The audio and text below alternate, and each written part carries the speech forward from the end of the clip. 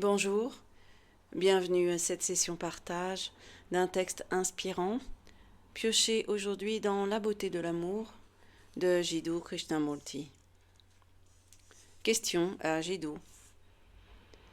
Je crois que vous avez touché le problème de la solitude, et ce problème est capital parce que nous sommes seuls dans le sens total du mot.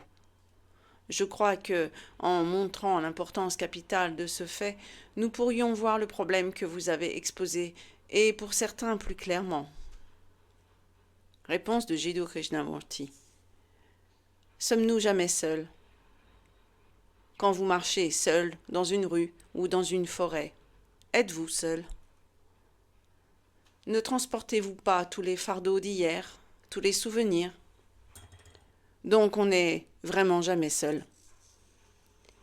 Il y a une assez jolie histoire.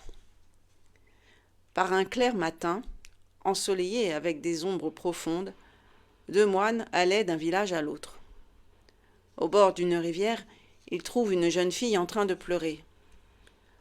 L'un des moines s'approche d'elle et lui dit « Ma sœur, pourquoi pleurez-vous » Elle répond « Vous voyez cette maison de l'autre côté de la rivière.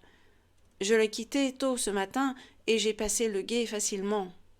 Maintenant la rivière a grossi, je ne peux plus traverser et il n'y a pas de barque. »« Oh, dit le moine, ce n'est pas un problème. » Il la prend dans ses bras, lui fait traverser la rivière et la dépose de l'autre côté. Et les deux moines poursuivent leur chemin. Au bout de plusieurs heures, l'autre moine dit « Frère, nous avons fait vœu de ne jamais toucher une femme. Vous venez de faire un horrible péché. N'avez-vous pas ressenti du plaisir, une forte sensation à toucher une femme ?» L'autre moine répond « Je l'ai laissée derrière il y a 2 heures. Vous êtes encore en train de la porter, n'est-ce pas ? Voilà ce que nous faisons. Nous portons tous nos fardeaux, tout le temps. Jamais nous ne les laissons derrière, jamais nous ne mourrons à eux. Pour ce faire, il faut accorder notre attention complète à chaque problème et le résoudre immédiatement, ne jamais le garder jusqu'au lendemain, même jusqu'à la minute suivante. Ainsi, l'esprit est toujours frais. Ce n'est qu'ainsi que naît la véritable solitude. Même si vous vivez dans une maison pleine de monde, même quand vous voyagez en autobus. Et cette solitude est une nécessité.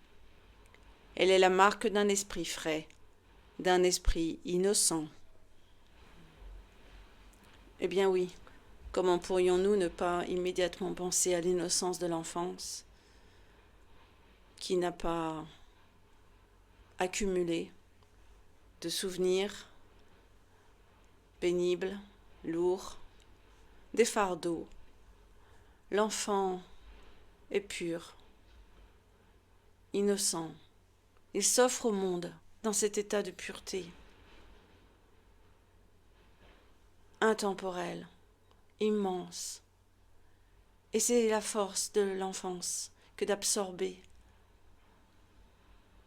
de se laisser absorber par la présence divine présente dans le monde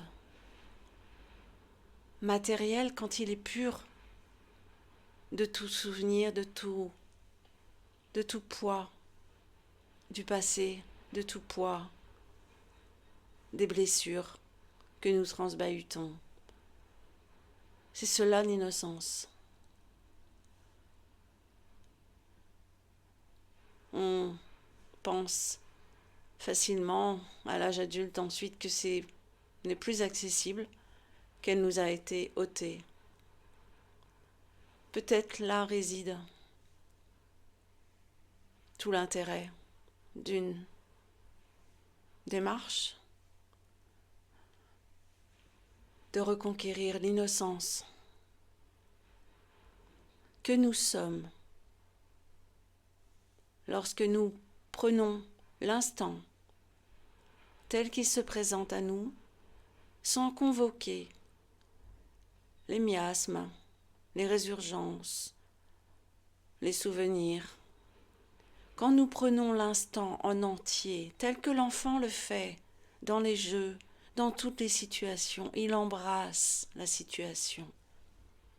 Et c'est notre défi de retrouver cette innocence. Le royaume de Dieu est promis à celui ou celle qui sait garder cette innocence au cœur. Et c'est bien cela, se rejeter tous les jours, et même toutes les minutes, tous les instants, neuf et vierge, dans les soubresauts de la vie, dans les flots de la vie, se laisser de nouveau laver, purifier, redevenir vierge à chaque minute, ne pas se rapporter et revenir à des situations déjà vécues et s'imaginer que les choses se représenteront de la même façon. C'est un nouvel instant à vivre intensément et non point entaché de tous ceux du passé. Voilà ce que notre Créateur attend de nous, cette innocence de l'enfance, cette pureté du cœur, cet élan du cœur, naïf, pas naïf, spontané, embrasser tout tel que cela s'offre et se présente dans nos vies. Vraiment tel un enfant. Vous vous souvenez forcément la façon dont vous vous jetiez à corps perdu dans votre rapport au monde, au moment de l'enfance.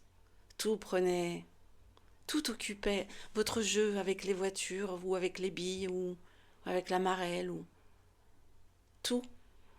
L'instant entier était vécu par le truchement de ce jeu, J-E-U, dans lequel le jeu, J-E, était impliqué au point de fusionner avec l'instant, d'être un, d'être simplement un, dans l'instant. Le un sans second. Ekam Brahma, Dvitiya Narasti. Un mantra qui signifie un sans second. Et bien voilà pour ce texte et cette question